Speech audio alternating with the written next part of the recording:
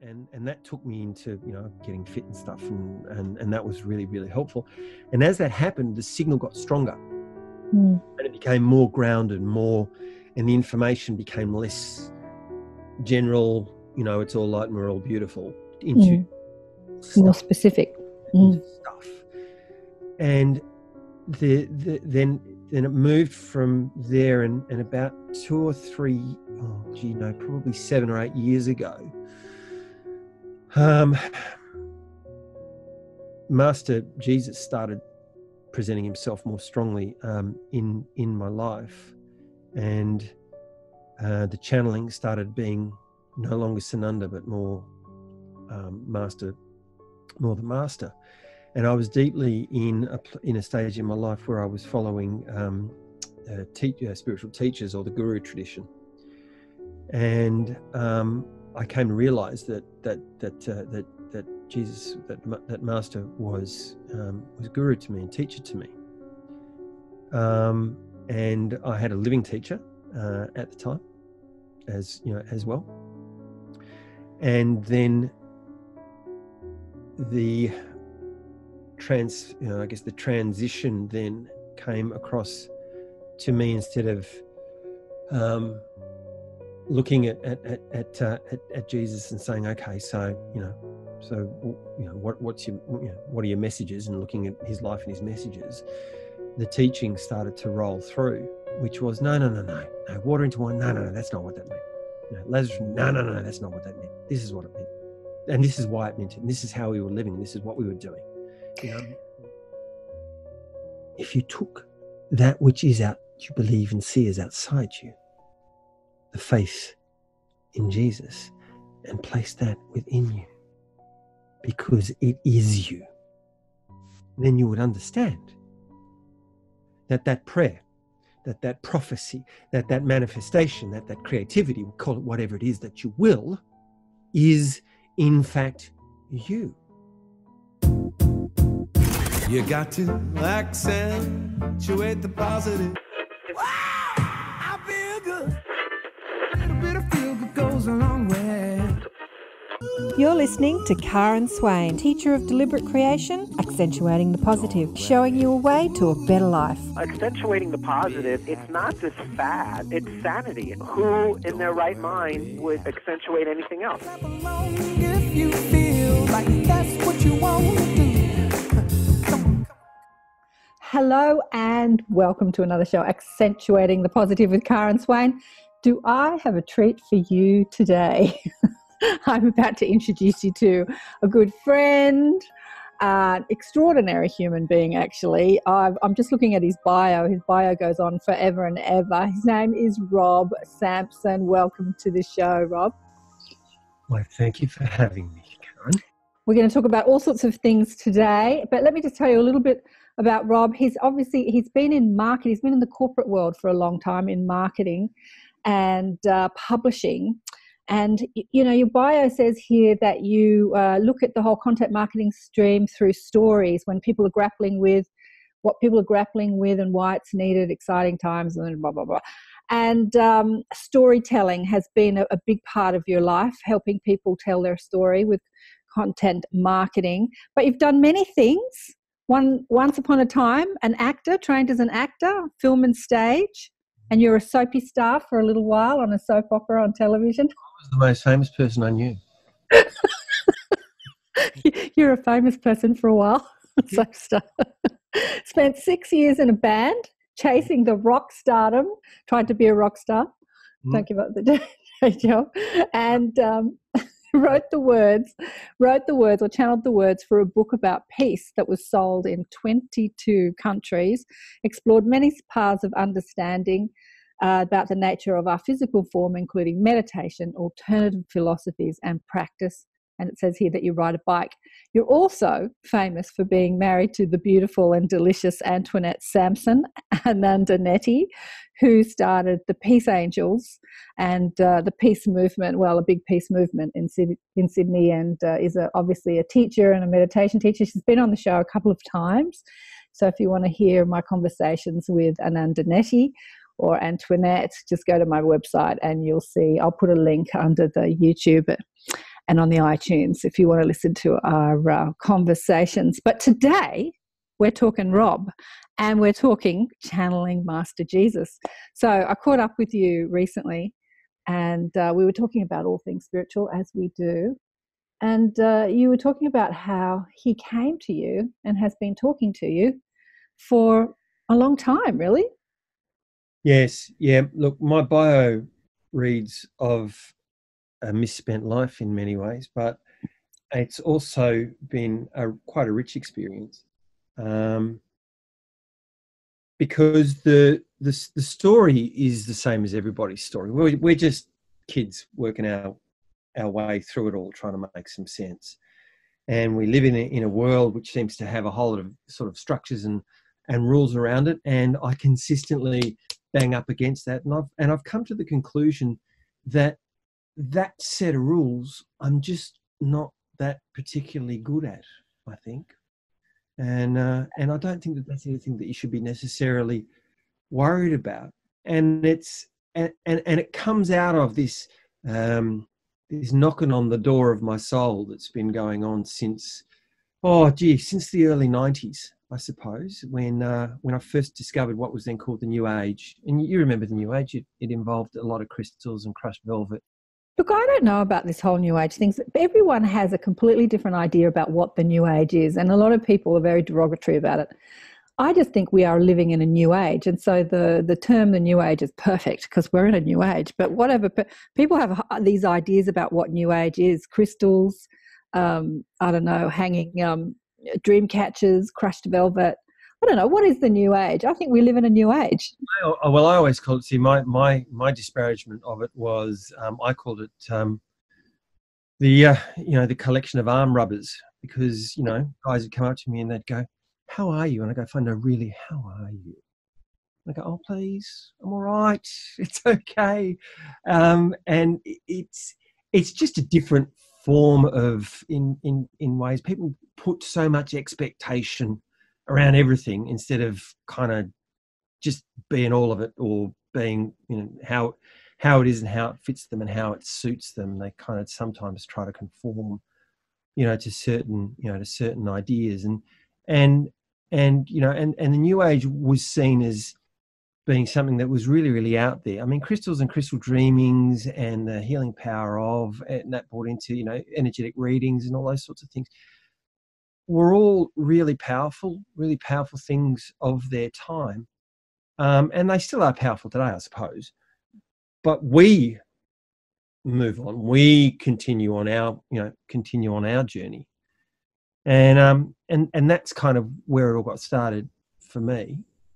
And I worked with a really fantastic lady named Rosemary Butterworth, or she was Rosemary Whitfield at the time. And she was teaching meditation, she was teaching spirituality, and it was a new world to me because my music projects had fallen over, nothing sort of made sense anymore, and I just felt like I was on the wrong path and needed to find, sort of right the ship a little bit, as it were. And meditation was a thing that I was really, really poor at best, because I just, we come out of a meditation in a circle, and Rosemary would say, Justine, what did you feel? And she'd say, I was in a crystal castle and I felt so much love in my heart. And someone would say I was in a beautiful field and there were fairies and sprites around me. And then she'd come to me and she'd say, Rob, what did you feel? And I just go, nothing. Nothing. Not a sausage. In fact, I used to fall asleep in it.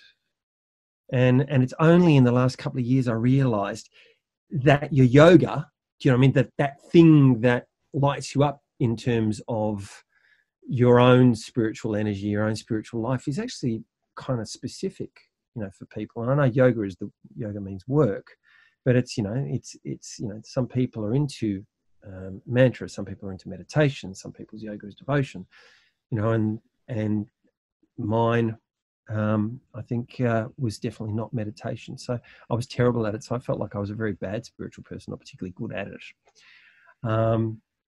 And what came about was one time was that Rosemary said, "Oh, we're going off to Scout Hall in 5 Dock on Saturday night. There's a lady there and she's channeling Archangel Michael." And I went, "Channeling, what's that?" And she said, "Oh, that's when, you know, the soul or the energy or the spirit of Archangel Michael assumes, you know, into the body of the person and he gives messages." And I went, "Oh, that sounds pretty cool." And that really actually kind of tweaked me. So I said, "Right, let's do that." So myself and my sister-in-law, we bought our tickets and we chuffed off to 5 Dock on a coolish winter evening, and we popped into the Scout Hall and there was a tea with an urn in the corner, and I didn't know what to expect, and we sat down in the front row, and then I moved to the second row because I didn't want to be too exposed, sort of thing. And this person came out and said, now I can't even remember the name of the channel, but for the purposes, her name's Marjorie. You know, sort of said, "Now, everybody, please, can you please settle? Can you center yourselves? Marjorie will be out in a moment, and she's in a very, very expanded state, and she's channeling very, very, very high energies. And I just want you to be aware of that so that you don't, you know, fry," sort of thing. And I went, "Oh my God, this is going to be incredible." And then a couple of minutes later, Marjorie was literally kind of like led out to a chair. She was in a trippy place and she had a minder on each side who sort of ushered her through and popped her into her seat. And then they wrapped all these blankets around her because we were told that in the 5th dimension it's very, very cold, and that she was experiencing a lot of a lot of 5th dimensional energy, which was making her feel chilly. And then she sat down and we all went quiet, and we sat and we sat and we sat and we sat, and nothing happened. And then after probably 10 minutes of sitting, we get this: "Hello, dear ones. It is I, Archangel Michael, coming from the 5th dimension, sending you love."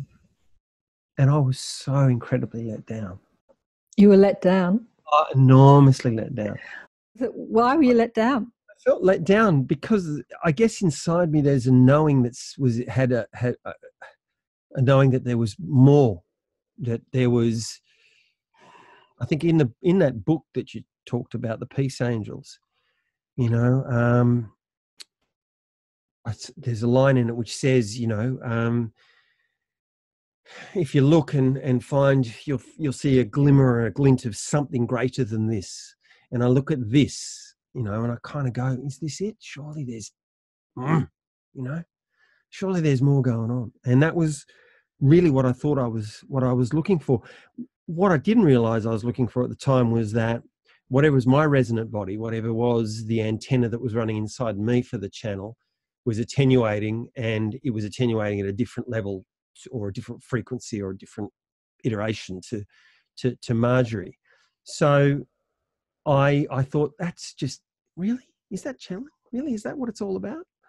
And so we fast forward a couple of years to a point when I was about 29. So this is going back quite a few years, 20, 30, 40, Yeah. I don't know, a few years. Yeah, gee, I'd be 36, 37 now. Yeah. So Me too. Yeah. We're 25 years ago. So 25 years ago, and I got my first full-time job. So came to Sydney as a teenager, went to NIDA, was going to be a TV star, then sort of got into rock and roll music and got a record deal, got into a band, and then I was going to be a rock star, and everything was happening. You know, it was really, really cool. And then the whole thing sort of fell over, just completely went to pot. And I felt I was in a position where I had no options. I had a 2-year-old daughter, and had run out of ideas on the creativity and the creative or the performer's life. And so I'd taken the job. And when I took the job, like, it was like I just, you know, I just crumbled, you know, something inside me crumbled. And so I was sitting there one night and I burst into tears because I was about to start this new job, in the real world. Mm. And at that time, words, it was almost like I was speaking in tongues, but it was English. This stuff just started pouring out of me about light and about the nature of light. And it was born out of the fact that the kindergarten teacher had said about my daughter that she was, she talked too much and that she needed to be a little bit more quiet when she was in classes and those sorts of things. And this stuff was coming out saying, no, light is just light. It needs to shine. It just needs, the energy needs to be allowed to run the way that it's going to run. It's like a river. It's like it's like a current, and this current just flows and you must just let it flow through you. And blah, blah, blah, blah, blah, and it's rolling out. And I wasn't in control of it. And this stuff was just rolling out. And Antoinette's looking at me and she's going, he's gone. He's lost it. It's been a great marriage up until now, but now I'm married to a basket case. And I'm going, blah, blah, blah, blah. This is me. Blah, blah, blah, blah. I can't stop this. Blah, blah, blah, blah. Get the crystals. And whooshka. Get the crystals. Out she goes. She grabs the crystals. And holds my hand. And this stuff just runs out of me for about 90 minutes and it turns off as fast as it switches on. And I fell into a deep, deep sleep. And I woke up the next morning and I rang Rosemary and I said, Rosemary, something very, very strange happened last night. Can I come and talk to you about it? I went and saw her and she said, darling, I think you were channeling. And that was where it started. And So let me ask you, okay, so you go to see the channeler, you're disappointed, you're a bit skeptical about the whole new age thing. So you're kind of in your, that sort of skeptical mind. You've taken the day job because the dream job's not happening. What sort of state were you in? Were you in a bit of a state of surrender? Like you weren't in the striving anymore? You're kind of in the like, I give up, I don't know, hands down, I can't do this life thing. Like where were you? To sort of quite honestly, stoicism, but basically despair. You were in despair. Yeah. I was putting a very, very brave face on where my life was about to go, and that I really, really didn't want to go there. But I had kids, and I'd had a good crack at what I thought, at what I wanted to be the dream, and it just hadn't worked out. And I'd literally run out of ideas, and it was potentially at that point where you need somebody or a mentor or someone who says, "Well, just go back and find a way of making it work," sort of thing. But the me I thought was me, the person I thought who I'd come to the planet to be, couldn't express that, or it felt like every door had been shut on that. So it was a grief.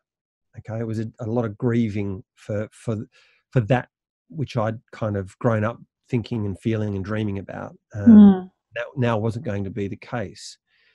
And so that's where I was at, and it was literally 2 days before I started a corporate job and I start channeling. Do you know what I mean? So it was like, well, I don't know what this is, so we'll worry about that later. And I put my tie on and I went off to work.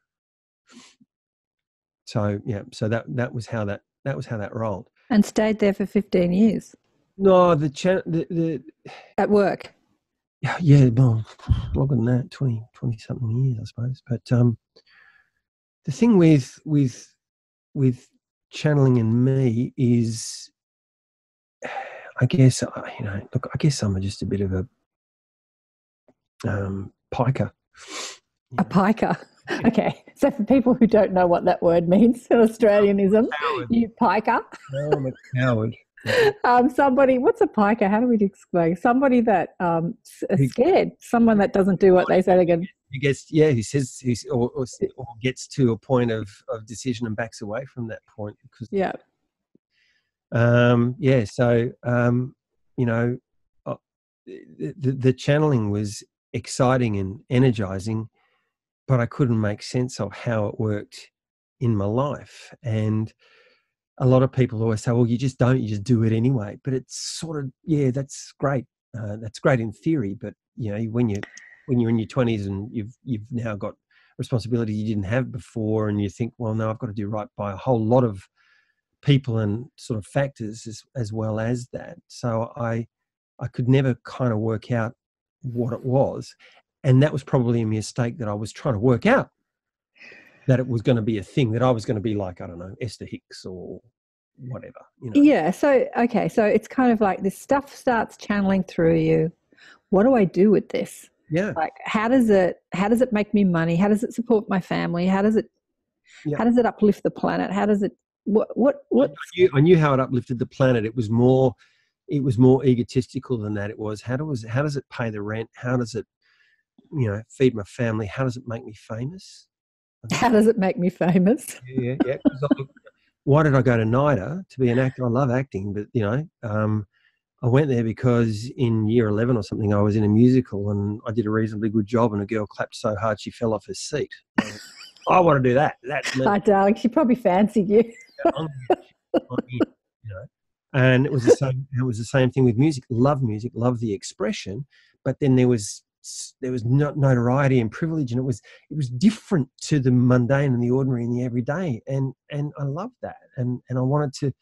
I remember coming home from studio at 6 o'clock in the morning or something, and I'm strung out and I've been recording all night long, and I'm sitting on a bus of all things, catching a bus into the city to go to where I was staying, and I'm going home, and everyone else is coming to work, and so I was moving directly against that tide, and I felt so powerful in that, you know, and I went, that's awesome. So, yeah. I'm a terrible ego.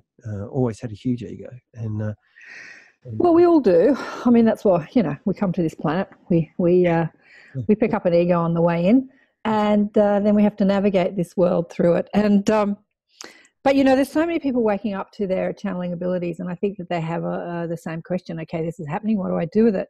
And yeah, we've got the internet now, so people get on YouTube and start channeling and put their channeling out there, and people listen and stuff happens. So good question, but it's, you know, big question. What is channeling?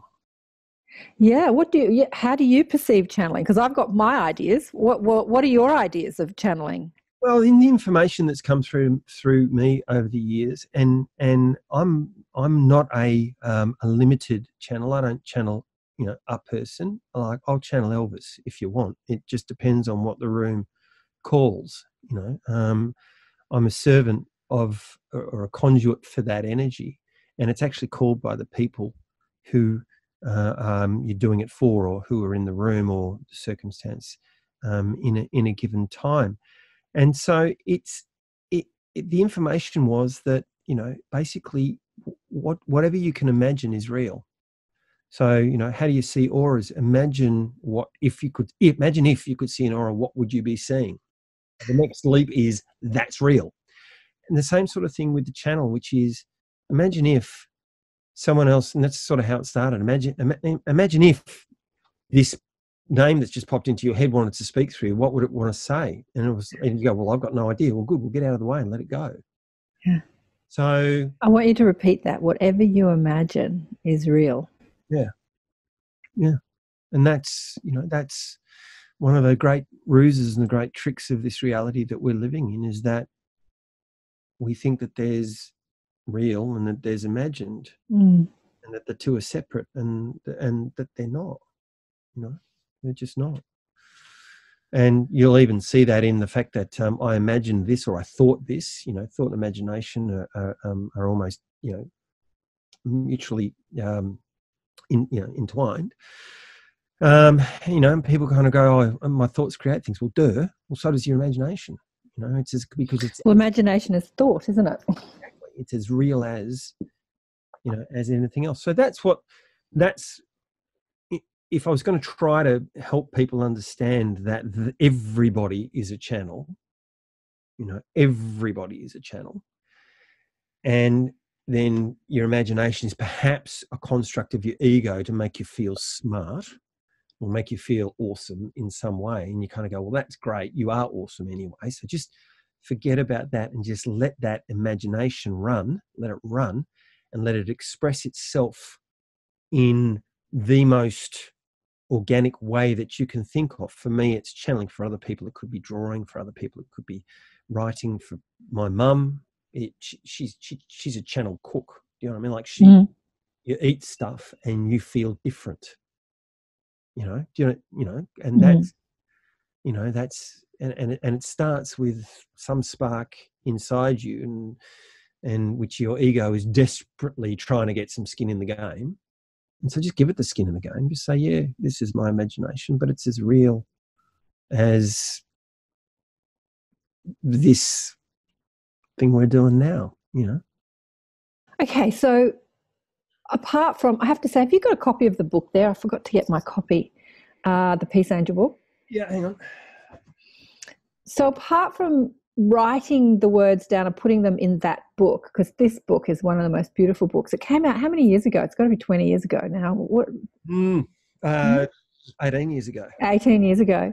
And just the most beautiful book. Obviously, Antoinette, your wife, was an acting teacher for many years, you know, teaching beautiful young individuals how to be actors. And so she very sort of, I don't know, passionate about her spiritual mission, dressed up a whole lot of beautiful actors and got a photographer and made this book. And then and she had these photos and then needed the words. So she turns to husband Rob and you channel the words for the book. Yeah, well, yeah, that was a very funny story, because she was being not haunted, because it wasn't haunting, but she was being persistently nagged. Yeah. Angels to say, come on, do it. And she had this idea. She had this concept of, she kept seeing angels in everyday places. And then she was talking to people about it. And we even went to New York with a whole mess of pictures and sat down in front of Simon & Schuster in New York. Just cold called them and got a meeting to go and pitch. And when we pitched them these images, and they went, that's fantastic. I don't see a book. And we came home, she said, I need a book. And she nagged me about needing a book. Until one day I came home from work and she just said, I just need some words. I need a book. And I said, all right, well, you're cooking dinner. So I disappeared into a room, and literally just that which was seeking to emerge, as a friend of mine says, emerged. And the words in this, which we submitted to the publisher, I called them Draft 8 or something like that. And the editor read them and he tested out a few of the words, and then he said, okay, we're going to leave it. It's fine. You clearly you've got some skills in this. You've been through it so much that we're going to leave those words as they are. So Draft 8, which was in fact the very first set of words that came through the keyboard, ended up being published. So it came out first draft perfect, which is when you know it's not you. Yeah, which is how channeling happens. Yeah, that's exactly how it works. It's not you. And I read it today and I go, you know, I find it quite a humbling read, because, you know I have the credit for the words, but, you know, I was just the guy with the fingers, really. Yeah. You know, the angels always say to remember that you're not alone, and really that's the message of the book, you know, putting angels in everyday places. My daughter was so inspired by the book. When she was little, she used to draw I've got a picture in my bedroom of the guy in the boat with the angel sitting in he's fishing and there's an angel sitting in the back of the boat, and she drew that. You know, she used to go through the book and take out images and draw them, because she was so. But I have a relationship with the book too. I've told this story a few times. I don't know if I've told it on the show, but I was sick of my mob constantly teaching me, and I said, okay, you guys shut up. I want to go out and drink red wine and talk nail polish and not talk anything spiritual or angels or any woo-woo stuff. I'm over it. I want to just be a normal person that talks about frivolous, silly things. And I went to a bar and met this guy who told me about his trip to India and how he had this healing. And he's like telling me all this spiritual stuff. It's like I couldn't get away from it. I got in the car to drive home and I was like, you can run, but you can't hide. I get home, I go through the book, and one of the angels sitting in the building in the city was the guy at the bar that was talking to me. Yeah. He was one of the angels in your book. And I'm like, really? I go to a bar to talk about frivolous things and I meet this guy, you know, who ends up being in the book. And I'm like, I just can't get away from it. You can run, they said to me, you can run, but you can't hide. So, there's a guy walking down the road in pajamas, and Emma, who is our eldest daughter, was a photographer on the shoot. And, we met him and went, he's a nice guy. And we said, Emma, he's a nice guy. And she goes, oh, pissed off, I'm too busy. About 5 years later, they met again, and now they've been married for 12 years, 3 kids. It's just don't you love it? Yeah. Okay. You love it. So when did Master Jesus start piping in, and how did you know it was that energy? Many years ago, Master has, I believe, in the way that the energy manifests through me, 3 iterations. In his human form as Yeshua ben Joseph, in his Christed form as Jesus Christ, and in his ascended form as Lord Sananda. Okay. So in the early days of the channeling, I was so into extraterrestrials. I still am, just into anything to do with space people. So a lot of your listeners might know of what they will. They'll know the Ashtar Command. And so I first really understood what was going on, that channeling that had happened on the first night was this kind of extraterrestrial energy that was running through me. And I started channeling Ashtar. And Ashtar and Corton, and then another energy named Master Delphor, who was the Master of Protocol on the Ashtar Command. And all of a sudden, we had this whole kind of Star Trek thing going on. And I learned over time, I thought that was my destination, and it was really, really cool. And people thought I was very, very cool, and I thought I was a bit famous, and, again, the ego. And as soon as that came, the channeling kind of stopped for a while, because I'd back off. Because something in me knew that this is not right. Decadence and personal advantage isn't the point of this service that you're giving. So I've had a lot of stop-starts through my life. But when I came back to it, you kind of start here and then you'd go to here. And I thought the Ashtar Command was kind of it. And what I realized was it was just an attenuation. It was a layer, if you like. The energy was a layer to this whole incredible stuff that was happening up here. And up here was Metatron, up here was Mother Mary, up here was Archangel Michael, up here was Lord Sananda. The Ascended Masters. Yeah, Lord Sananda. So I all of a sudden started hooking in to them. And there was Katumi and Saint Germain and Hilarion and Serapis Bey and Sanat Kumara and all of these sorts of things, and Sai Baba, and it was all that sort of stuff. And then one night, this really, really direct, far off signal, I'll call it, like a beacon a long, long way away, sort of came in through me, and it was Lord Sananda. And that was, it was incredible, but it took a lot of, I actually had to institute an exercise regime. I had to change what I ate. I had to, change my habits, gave up smoking, started drinking less, all those sorts of stuff, because my body literally couldn't manage the energy that was coming through. Vertigo, labyrinthitis, all these sort of physical manifestations. The fact that I didn't have my energy, my physical body couldn't match the energy body. And that took me into, getting fit and stuff. And that was really, really helpful.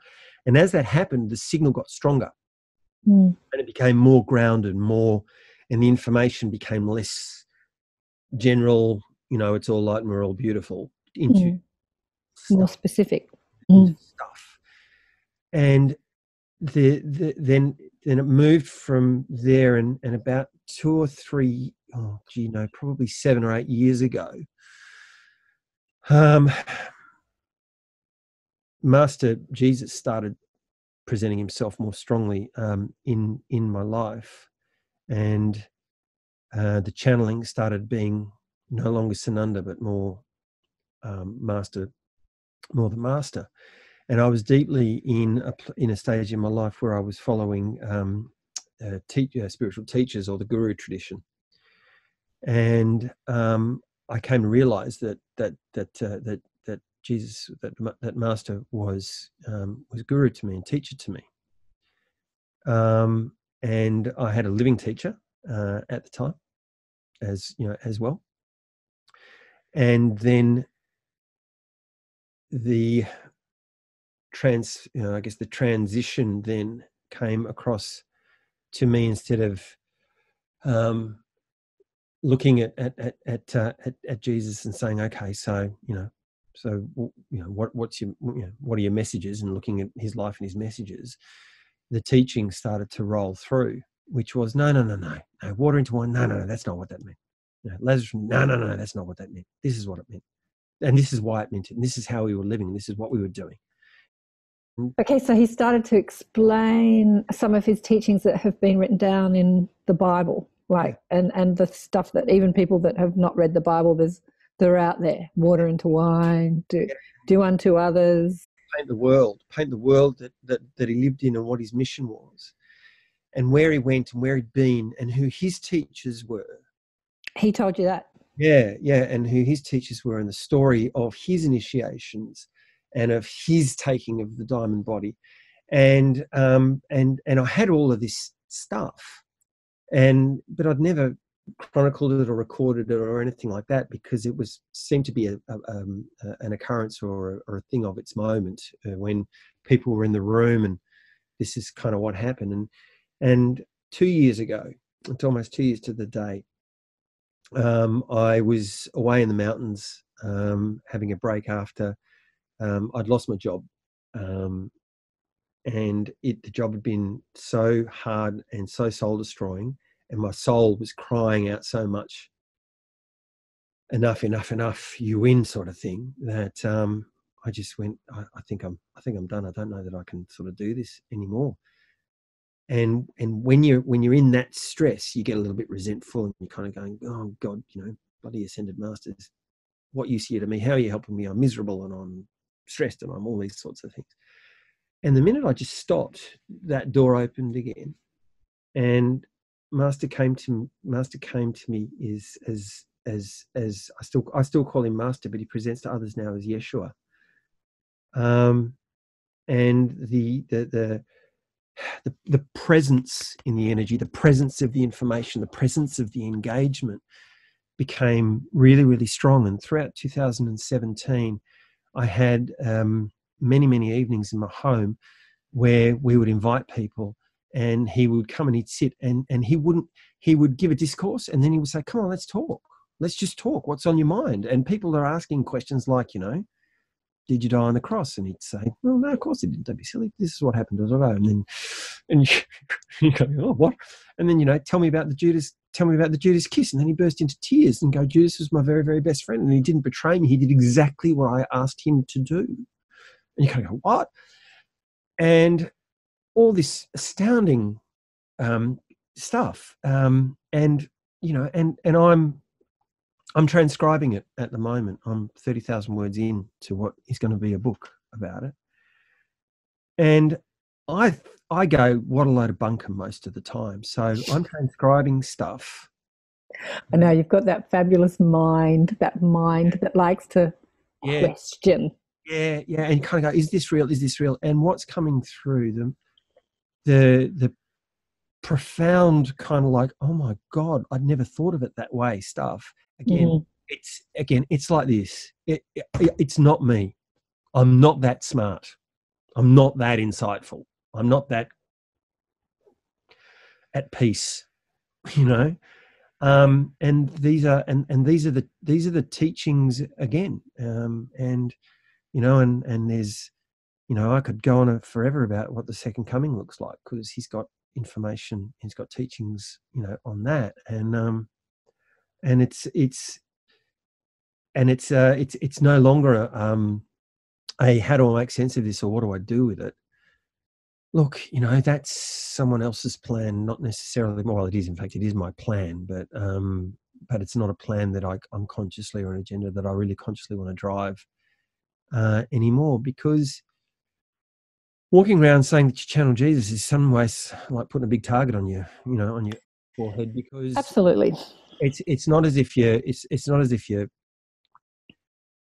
channeling a collective consciousness from a star constellation in a galaxy far, far away. Okay, well, you kind of are actually. You kind of are, but it gives you. But calling it that collective consciousness. Calling that collective consciousness Abraham gives you an arm's length, for many people, anyone who channels Jesus is a heretic, or or could be the Antichrist, or whatever, because we've got all of that stuff. And I grappled with it for a while, and now I'm just kind of like, yeah. Yeah, you got to give up the grappling. But the name Jesus Christ and what's happened on this planet since that story and that life and those lives have been lived, and how the story has been repeated, and the different timelines it's lived on, and it causes a lot of controversy, and. But it's also being a middle class guy on the North Shore, in Sydney's North Shore. It's also just not a thing that you run around going, "Hi, how you going? I've been channeling Jesus. Would you like me to do it for you?" It's it just does people's heads in. But having said that, there are many people who are really, really thirsty. Well, there are many people that are thirsty, and there are many people that are doing it now. Putting it out there. I'm channeling Jesus, writing books, and saying this is Jesus. So it takes a certain amount of courage to do it, and people are doing it. Are you up? Are you up for the job? Even inside all the controversy. So, do we want to hear from Master Jesus? Yep. I don't know. I don't really have any questions for him. Who do you think? Okay, that's a big question. We might go into that a bit later.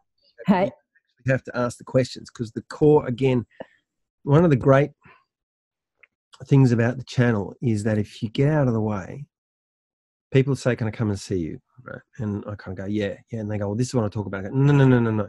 I'll see you when I see you, because they've already asked the question, and the question's out there, and then the answer, they come and sit down, and I just start going blah blah blah blah blah, and at the end of it, they go, "Oh my God, that's exactly what I wanted to know."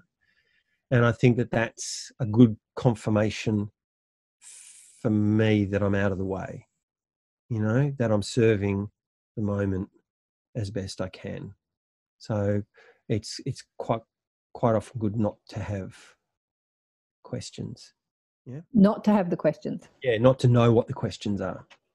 For you not to know, or for me not to know? For me not to know. So do you prepare, or does it just, like you said, that when it happened, it just started happening? There was no preparation time? In order to control it, in order to serve it more authentically and more, I guess, humbly, you do prep a little bit. So I'll have to, in order to make sure that I'm doing good by everybody, I'll need to do that prep now. So it's up to you whether or not you cut it out. Okay, well, let's go. Let's bring through Master Jesus. Well, Lord Sananda. That's if that's if. Yeshua Ben Joseph. Stream of consciousness. Oh. A nice message.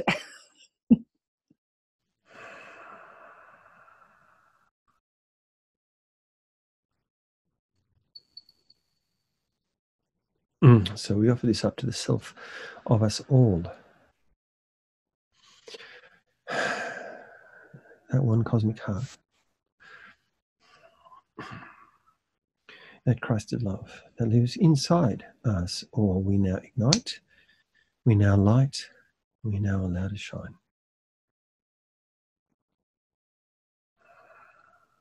Be at peace, for around you now are anchored sentinel angels.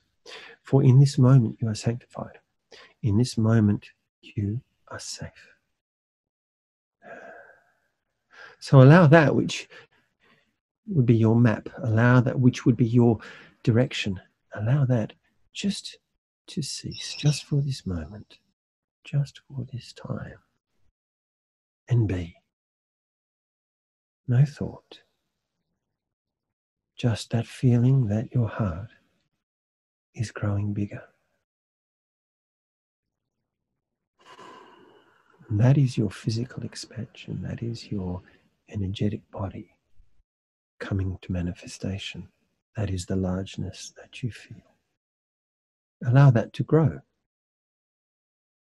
Allow that to become more.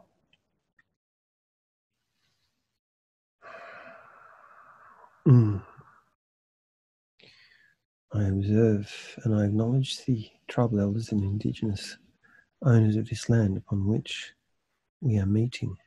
We ask humbly for your permission, and we thank you. And we thank you. We come here in peace. We come here in love. We come here to nurture the land. And we welcome your presence here as observers, but not as participants. You're here now. Hello.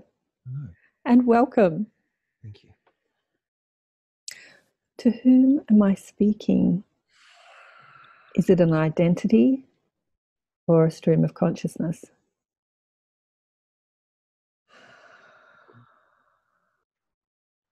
What he didn't tell you is that the line has become increasingly fluid between us now. It is no longer enough. It is no longer purely about, I am the teacher and you are the student. For you are that. You are that master. That mastery lives within you and must now be nurtured, must now be powered up, must now be energized. So it is no longer enough for me to sit and to provide nothing but discourse, nothing but jewels of heaven, nothing but the great knowings of the Mother Father. That is not you. That is not service. It is to be one with you. Do you see? I see. The platitudes, the cliches, the we are one with all that is, have lost their meaning. They've lost their energy. They've become form, if you like a cup, like a paper cup. I am that I am. You look into the cup, and what do you see? You see the bottom of the cup. Because the cup has lost its content. It has lost its substance. It has lost its meaning. Because it is as though you do not believe that. Intellectually you understand it, but in your hearts you do not believe that. So we sit before you. I come to you and I say to you, you are perfect. The Mother Father loves you. I lived a great life. I am a master. You are all masters. You sit there and intellectually you see that is him. I am me. We are not one. We are different because he is the Christ. He is the master. I could never be that. Think about what it means. It is even written in the book. It says he died for our sins. Take that karmic energy, absorb it all so that you no longer think that you are anything other than that. Beauty. Truth. Intrinsically connected to all that is.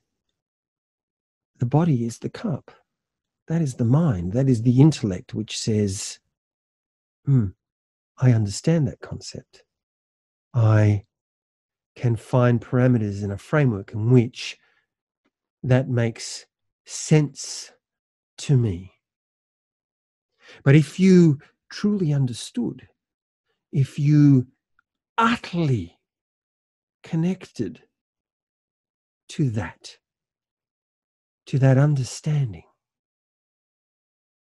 then you would no longer just see that cup. You would understand that its substance is you, and you are it.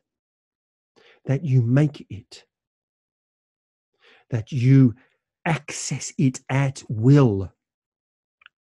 That it lives within you, that those weird hunches, those insights, that thinking, those thoughts, those ideas, that imagination, these impulses, these brief aha moments are that all that is.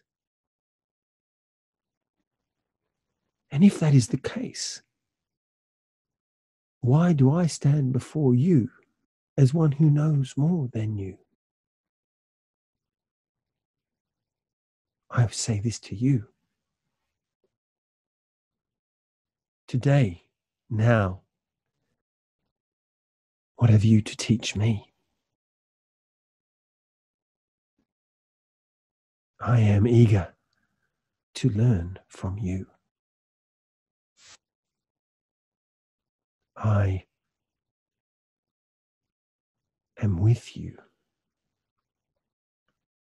You are that magnificence that you see in me. We are that. Well, you've answered the question that I was going to ask. For people who cry out to you in times of need, or maybe not in times of need, but many people have asked Jesus for a healing or a miracle, and it's happened. What is the power in speaking to Jesus? What's happening there? For those people, I become merely that gateway, merely that fulcrum, that switch, if you like, to their magnificence. You pray to Jesus, you pray to the Master to bring healing, bring miracles, whatever it is that is your paradigm or framework. For that, it's a place for you to park your hope. It's a place for you to park your faith. The next step is to understand that as eternal multidimensional beings, if you took that which is out, you believe and see as outside you, the faith in Jesus, and place that within you, because it is you, then you would understand that that prayer, that prophecy, that manifestation, that creativity, we'll call it whatever it is that you will, is in fact you. It is you at work. You see, if you understand, if you really truly understand that heaven in earth is not coming because it is here. It is here now. This is the paradise. This is the Eden. And if you do not like what it looks like or what it feels like, then get on and change it. And how do you change that? With the power of your intention, because you are God. You are that. And once knowing that, how can you play small? How can you say, please, Jesus, take away this pain. Please, Master, come to me and help me through this difficult time. You are that Master. I will walk with you in the moment. You will hear my voice. You will feel my breath. You will see me in everything around you, because the fabric of your creation will shift. It will move. It is all energy. Do you see that? Yes. It helps us. And when I say that us, I'm speaking in the one vernacular. It helps us as we chart this series of experiences through this life. It helps us understand, why did we come here? Because you came here to know that you are God. And there are those who will do that by knowing what God is, some by knowing and experiencing what God is not. I was speaking to the channel the other day. We were speaking of the atheist. The atheist is magnificent. The atheist, in many ways, is realized. The atheist chooses to experience God through nothing, no thing, a place of emptiness.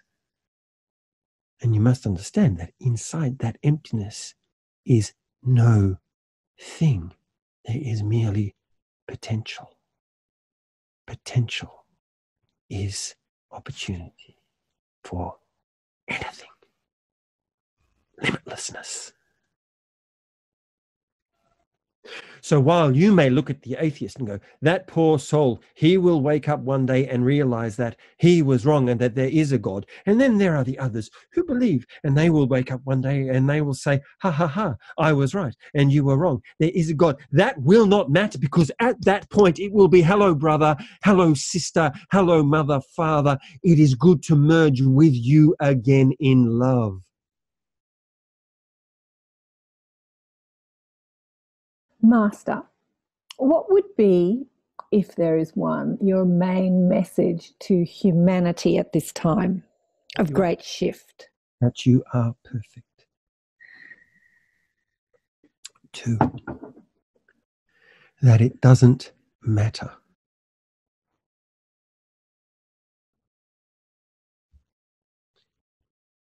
You come here from the eternal infinite. You enter this realm in a state of utter perfection. Original sin is not about a man and a woman and an apple. Original sin is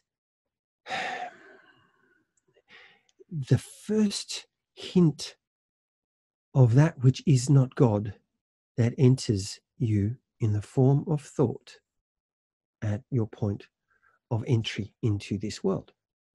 Not at your point of birth, at your point of entry, at your point of genesis. Yes? You came here in perfection. Then we fast forward through a period of time. Linear time, because time is not linear, but in this world it is. Linear time. We get to the other end. And it matters not if you were good, if you were bad, if you were evil, if you were happy, if you were sad. You decay, you cease to exist in this form, your soul is liberated, your energy returns to the eternal infinite, or perfection. So we start perfect and we end perfect. So we already know the end result. We already know the outcome. The outcome is perfection, is returning to the heart of the Mother, Father, to the central Sun, to Gaia, to call it what you will, to that point of pristine perfection from which you entered, you return. We know. Look inside your heart. Stop. Close your eyes. Think. Look deeply. You know that is true. You return to that. If that is the case, how can you lose? This is the challenge. This is the great moment of utter responsibility, of absolute accountability for who you are as a being, which is, if I am perfect when I begin, if I am perfect at the end, then what do you choose? What do you want to do? How do you want to spend that time? Because regardless of what choice you make, regardless of that decision, you will end in perfection. That is impossible to avoid. So, you are now free. You can now choose anything. So this bit you call your life. This bit with the highs and the lows and the peaks and the troughs. What are they? They are the experiences that you chose to create so that you could understand your true divine nature. But you want to receive and understand your true divine nature now, then choose. Make that decision. For some, they will not experience that true divine nature, that utter and ultimate realization until they reach that point of return perfection. That is fine. It doesn't matter if it's here or here. It's coming. It doesn't matter whether you succeed or fail. It's coming. It doesn't matter whether it's good or bad. It's coming. You can do whatever you want. You can watch movies for your entire life and you will still end in perfection. You can eat donuts until you become comatose with sugar and you will still end in perfection because you are perfect. So once someone has that realization of their perfection, then what? What do you choose? So what do you want?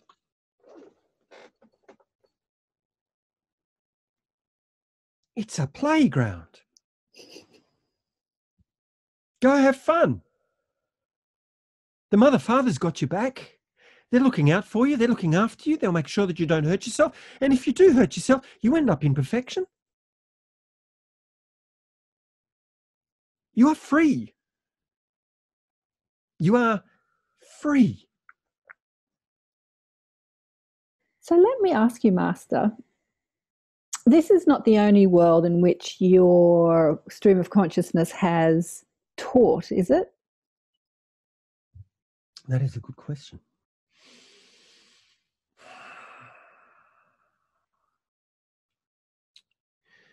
The Christ energy is eternal and it is interdimensional.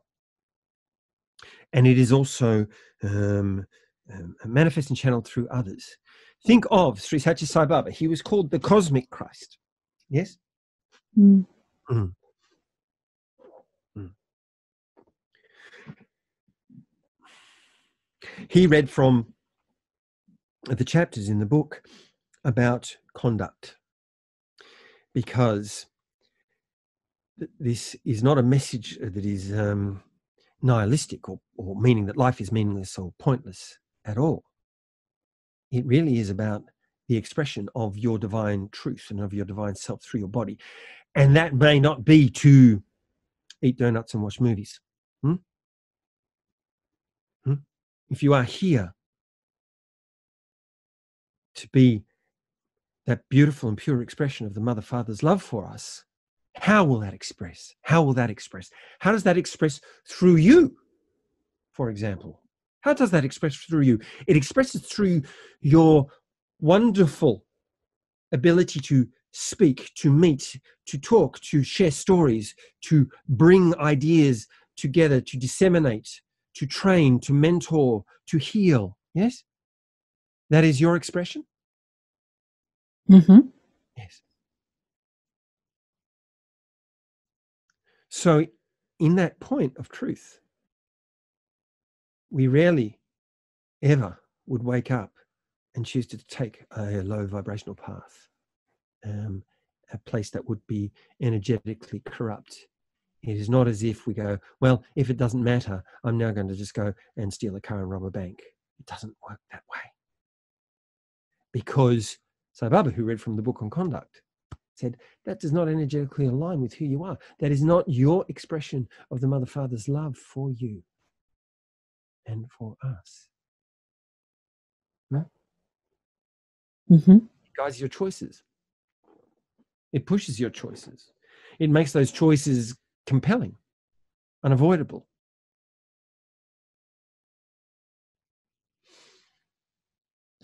So when you were on Earth, what was it that you were trying to teach humanity? The same thing, I suppose. I suppose it's the same question. Teach humanity anything.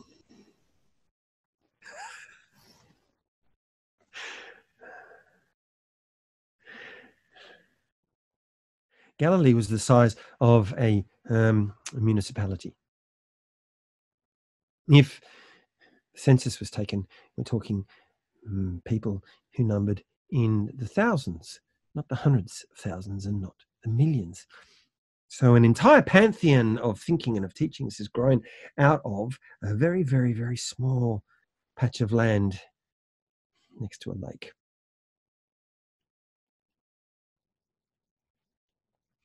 I had returned from the East, and I had learnt much. I had been taught by many, many wise men in the East, but I had come to take my initiations under the mastery of Padmasambhava. That was ironic, for he had not incarnated and would not incarnate for many hundreds of years, but that energy. I spent much time in the high country being taught by him, learning his lessons. And I was doing that because I was questioning my Essene traditions and my Essene education. I was brought up and educated in a very, very strict way, a very almost like scholarly theological basis. And yet it didn't feel love. It didn't fill me with love. So when I returned, you would effectively look at me as being a Buddhist. I believed in one single light, one source of divine consciousness and divine truth. So I was not a Hindu, and I did not believe in the Buddha versus Allah versus, it was all one God. And those mysteries, that energy work that I had been experiencing, that field I had been playing in when I returned, I shared. And I shared with anyone who would listen. And much like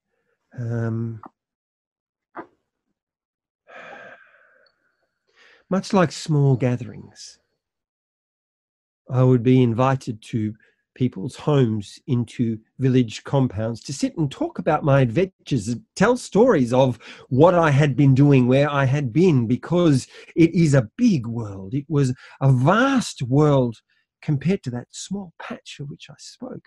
And I had been traveling along the Silk Road. I had been through the trade routes and ended in the East. So it was as though I had returned, that I had come from outer space. People were very interested. And I wanted everybody to know that just like them, there were others who were like them. And the love of God that drove and informed our lives, drove and informed their lives. We were not different. We were the same.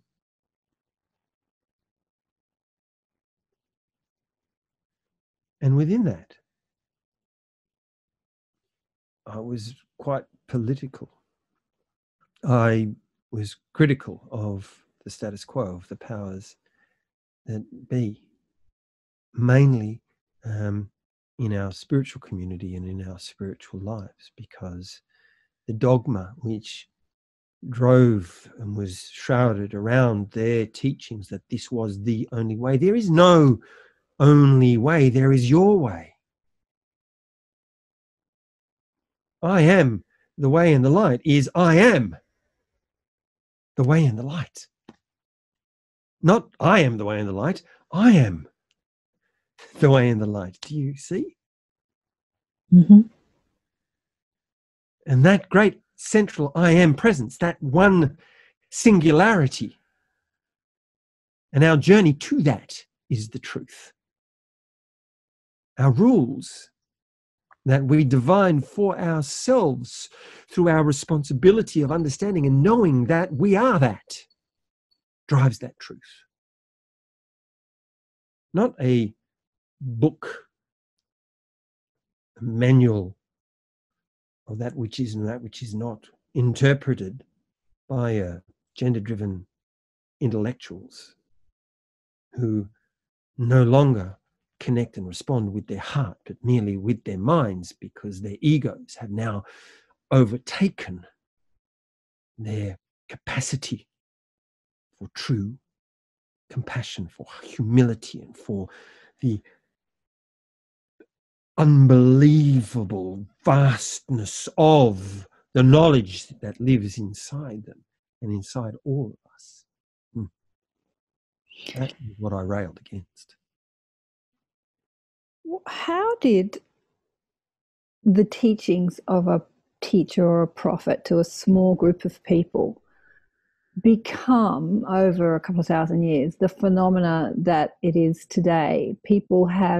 Wars have been fought over this name. People still abuse each other on the internet over this name. I suspect that the comments on this show will be interesting because of this name, Jesus Christ. How did it become this from the teachings of a prophet or a teacher to a small group of people? Do you know?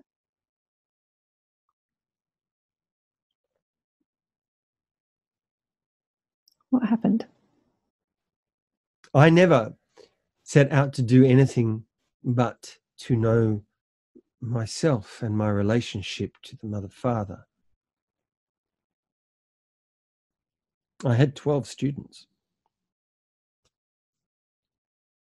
Mm-hmm.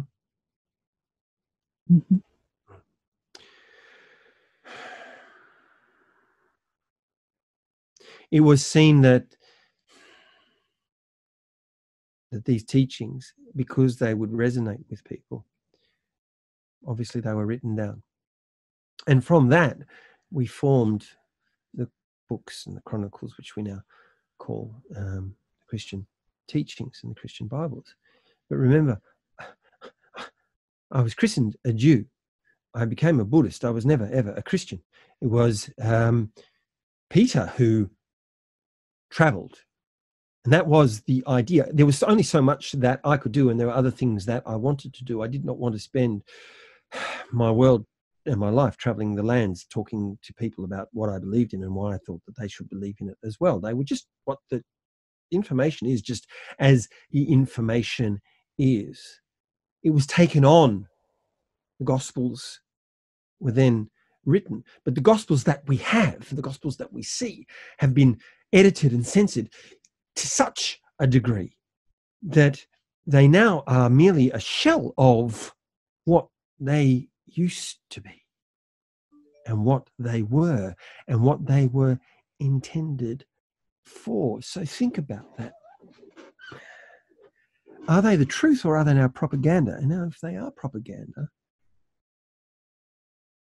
then they are devices of many people's agendas, those many of whom I know not. We could go through history and through time and understand that caste systems, if you like, are built on those who are deemed to be closer than God and those who are not. So there is a whole societal structure that is put in place as a result of the propagandizing, if you like, of the texts and of the teachings. And if that is the case, then they are like a book of spells. They can be used and manipulated in any way that the user feels called or driven or desires to do. That would explain a lot. For when two sides are fighting for God, that is the truth. They are. Their perception their understanding, their desire, their ego-engaged mission of what it is to be God. And that is not what the teachings are.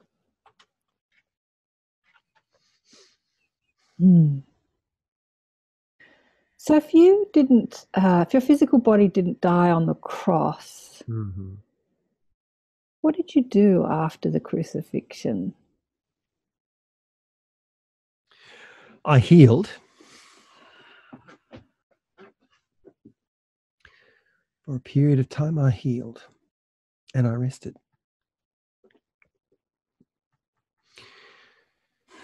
And I did not leave my homeland for a matter of 3 months. Because was I nailed to the cross? Yes, I was. Were steel pins hammered through my palms? Yes, they were.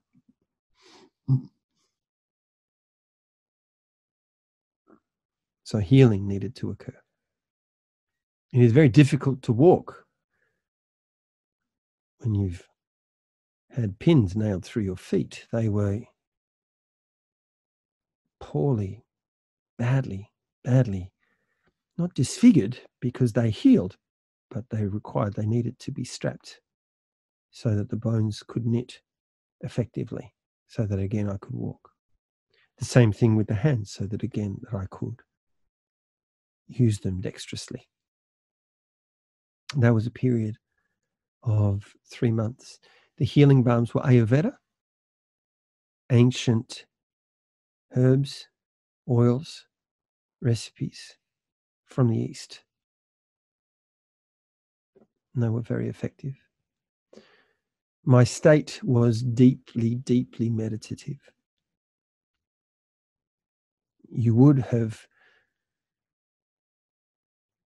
not been wrong to have thought that my body had ceased to breathe, but it was deeply, deeply meditative. But I left and I traveled for a short distance, only 10 or 20 miles, to a village where I could remain. Remember, there was no electronic means of communication. There was no postal service. There was no way of moving information efficiently across distances. So if that was the case, to be 10 miles from the site of my undoing was a long, long distance. So I rested. And after my health returned, I left. And I returned to the East for a period of time. I went back to do more work, to speak again with the Hindu sages and the Hindu scholars, to understand their methodology. Why all of those gods? Why all of those gods when there is only one God?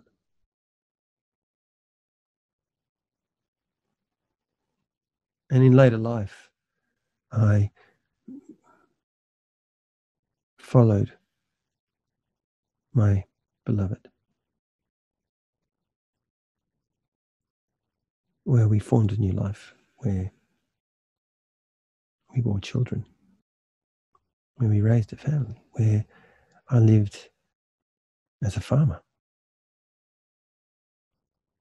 a normal life. And there is much detail and there are long, long stories for that. But essentially, when I left my homeland, I never returned. I was never to return. The resurrection, not the resurrection, the second coming that a lot of religious people talk about.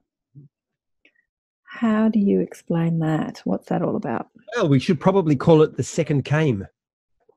The second came. We need to move past our anticipation of that which has already come to pass. So what is it exactly?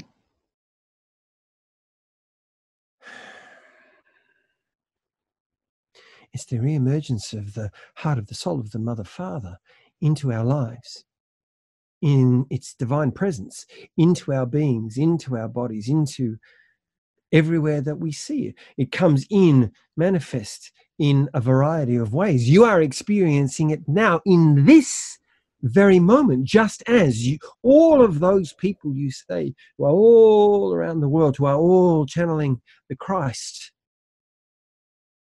It is a vast energy. There is much information. There is so much to bathe in. And to hold it off as that which will come serves you not. But it does serve propaganda. It does serve, it's very, very good marketing. If you think about it, it is very, very good and very wise. Create a need that will never be met. But that is not true.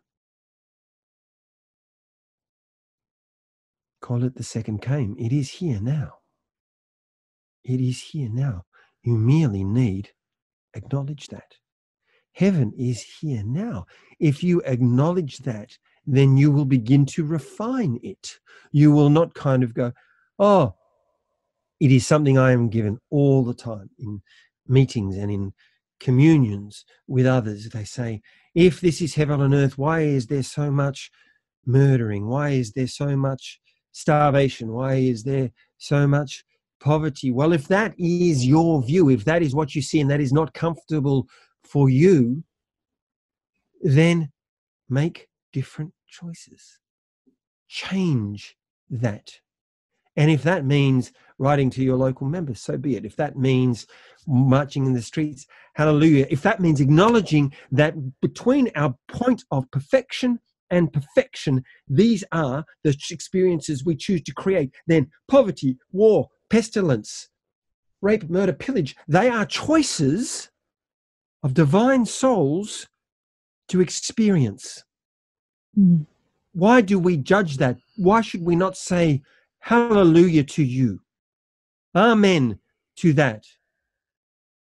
If it makes you feel less, if it makes you feel ungodded, if it makes you feel that the Mother Father isn't there, that is because that is an experience you chose to have so that you could know the love of the Mother Father.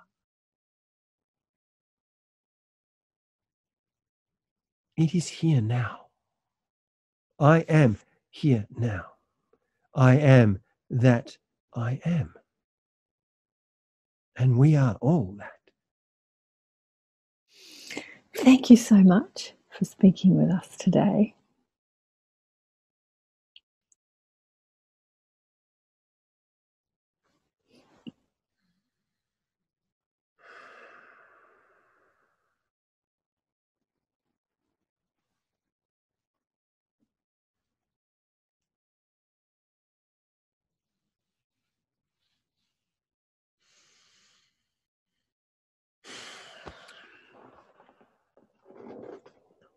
And as quickly as that, he was gone. So how does it feel when you're doing that? He's not gone. It feels like that I have a front row seat at the best gig in town,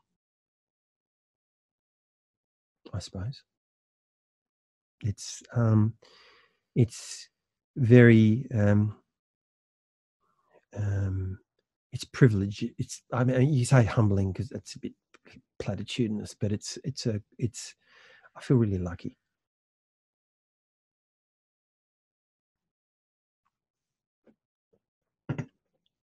I guess.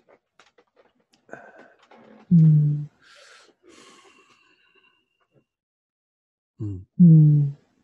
I feel logical, like it just feels natural and normal. And it's a funny thing because when you talk about it, you put a whole heap of different or weird and wonderful expectations around it. There's no better way to explain it than to talk about it. But when you actually, if you're in the room or if this resonates for you, you kind of go, oh, it's just so normal. It's just so, what's the big deal? You know what I mean? Yeah, well, I suppose each individual has their relationship with what they believe to be the Christ of consciousness, or Jesus Christ, or Lord Sananda. And,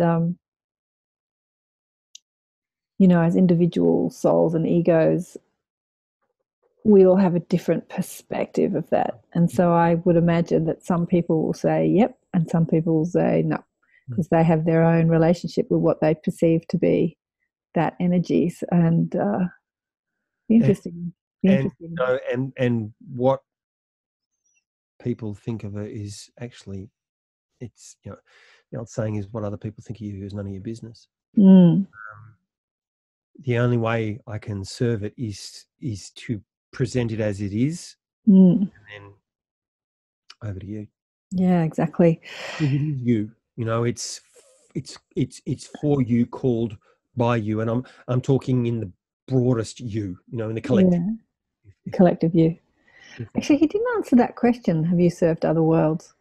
He went around that, skirted around that question. Because I see, Jesus, or the energy of Jesus, as a being that's been in multiple places, like a cosmic being, like an alien. Jesus is an alien. I'll call this Jesus is an alien. No, I won't. Yeah. So. I called working as one of my working titles for the book was Jesus Drives an Uber. What if God was one of us? No, but the message is really about self-empowerment, which is the message that all deliberate creation teachers teach, and is that you're the creator. That it's not about Jesus or God creating your world. It's about you aligning your energy. And 333, just looked up. 333. That's the Christed number, isn't it? Oh, that was nice. And look, if the room calls the Sermon on the Mount, then the Sermon on the Mount will be delivered, or that kind of form of interaction. But it always, at the end of it, he sort of says, so what's happening? Because Master's really, this idea of the second coming, we've got to normalize it in our lives. We've got to normalize that knowing that is moving through us is just us in our absolute true nature, in our authenticity, and to be cool with that, and to be cool with that, and to work with that, because then that's what changes the world that is presenting to you that you're not necessarily happy with. All this about, why is this stuff happening to me? That's he's just kind of going, because that's what you created. That's what you're creating. That's what you're asking for. And they're going, no, I'm not. Well, if you're not, then make different choices. Yeah. It really is very much about that responsibility. It really is. You're the creator. Absolutely. That's what he's always said to me. Years ago when I connected to him, because connecting to what was like, when people said the word Jesus Christ, I used to get so, like not angry, but just think, oh, you bloody God botherer, like skeptical. Yeah. So to even think that I was talking to what is known as the Jesus Christ was a big deal for me too. But when I was exploring channeling years ago, interestingly enough, he said to me, I never said I was channeling. I just connected to my God presence and spoke from that place, but I never said I was channeling. And I'm like, yeah, okay. Look, if nothing else, he knows who, and I won't say he knew, because he's a living, the living God that the Happy Clubbies and the Uniting guys talk about. He is living for me, and he really knows who he is, and he's very comfortable with that. And I think that's the biggest, most amazing thing, that you know, even in the doubt, he knows who he is. Even in the, you know, there's a fantastic story that he tells about when he went into the desert. You know, he went into the desert on his own, kind of going, I got this. And he came out of the desert going, I don't know anything, because I'm trying to fix this on my own, and I can't do this on my own. I can't, you know, I'm so arrogant. I'm so unworthy if this is the way I'm going to approach things, the way I'm going to approach my life, if this is how I'm going to honor the divine. So so, you know, and you just kind of go, oh my goodness. So all that stuff about being tempted in the desert, and you start looking at the allegory of all of that inside the Bible, and you go, so that's what was going on. But he didn't go in doubt and come out knowing. It was exactly the opposite. And went in going, I've so got this wired. I so know what I'm about. And he came out and going, you arrogant, egotistical fool. Well, you paint the picture of him being very human, which is nice. Because I think that people have painted the picture of him being this like superhuman being. Yeah. And prodigiously intelligent, but also he's prodigiously not so much in his. He was incredibly rash. You know, he was he played with energy, experimented with energy, he was huge into Kundalini yoga, but had a really, really powerful mechanism, powerful instrument for pulling the energy, and he would send himself bonkers from time to time because he'd just say, give me more, give me more, give me more. You know, I want to experience more and more and more of the divine. He'd go a bit bonkers for a period of time. And, you know, and none of this is written about. And the only truth, the only existence of this is the stuff, the information that I've been given that I'm writing about. So, look, it's going to, you know, stir up an absolute hornet's nest, I'm sure. But it really helps you understand probably why there is such a broad energy around him 2,000 years down the track. Do you think the story of Jesus, which was a question I was going to ask him actually, is the story of one man's life, or do you think it was many?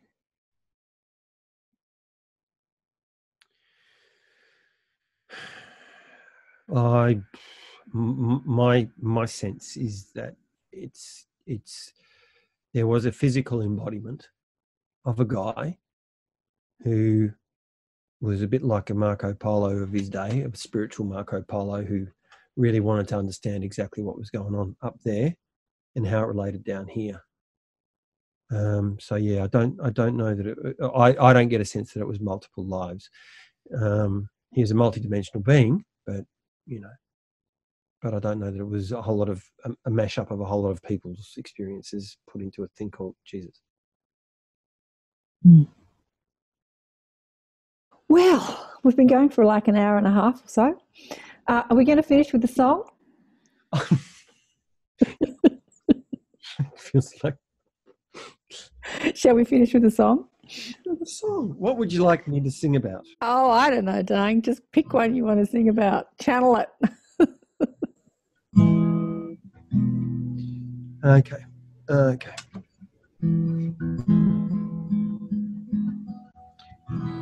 So this is a song that like a mother song.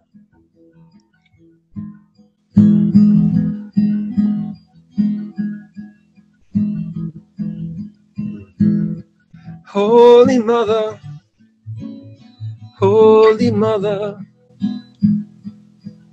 know you're listening to me. Holy Mother, Holy Mother,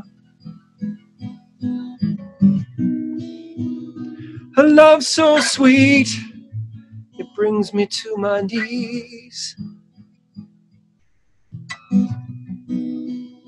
Head at your feet and resting in your arms. Holy Mother, Holy Mother.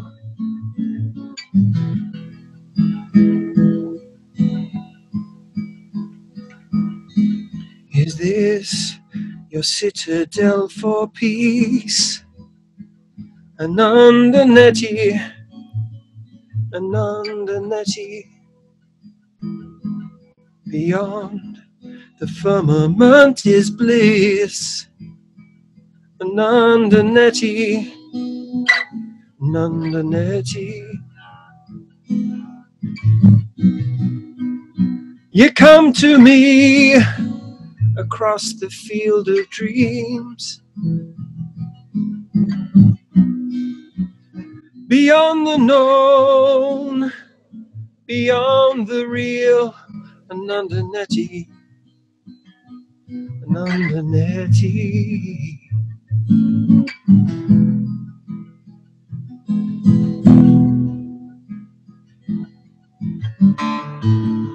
Mother of light, sister of the dawn, mother of angels,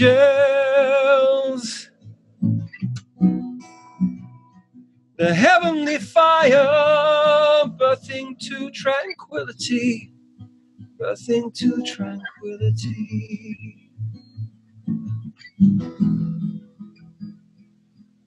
I know you're always there for me. Hey, my Durga, hey, my Durga, my life and soul are yours to keep. Hey, my Durga, Durga Ma. If I'm awake, I never want to sleep. Is this the boon of what it is to be? Hey, my Durga, hey, my Durga. Nandaneti, Nandaneti. Holy Mother, Holy Mother.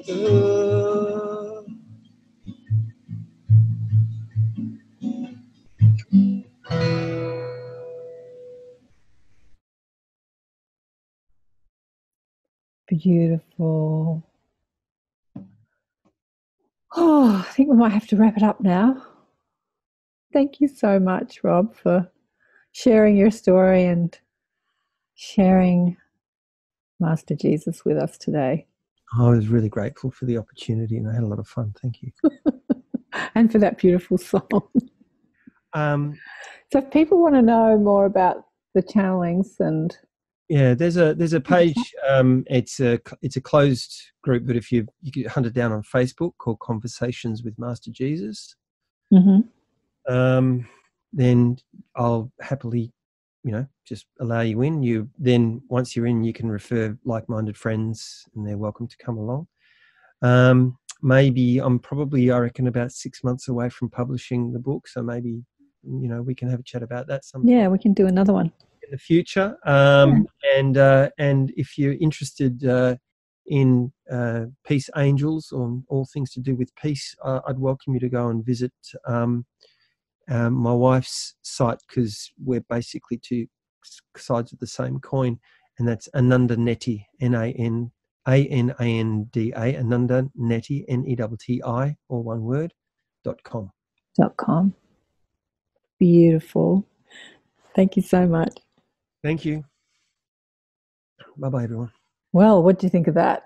Channeling Master Jesus. That was fascinating, wasn't it? I'm going to have some interesting comments on this one. People are going to love it. People are going to hate it. Doesn't really matter, but everyone's got their own idea of who and what Jesus Christ is and how he, them, it, she, I don't know, the consciousness, how it's supposed to look when channeled through a human being.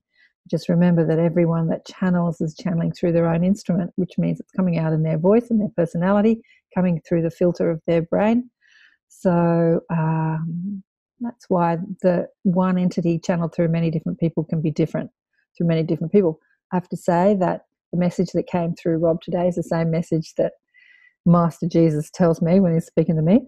And if I was channeling him, well, I do all the time really, but you just see me, my personality, my voice, you just see me talking when I'm doing my teachings and when I'm doing the show as well. So I'm not declaring that it's any other than me. And the Christ consciousness is the unity consciousness, loving consciousness. It is the power of being a deliberate creator, knowing that we can flow our energy and we are the creators of our own life. So we're not seeking that outside ourselves. We're seeking it within us. And that's really what Rob was saying, or Jesus was saying. It's what all great teachers are saying. So thanks again for joining me for another show, accentuating the positive. And I'm not going to plug anything tonight. It's the afternoon here in Australia now. I'm going to go and have a cup of tea. So love you all. Bye for now.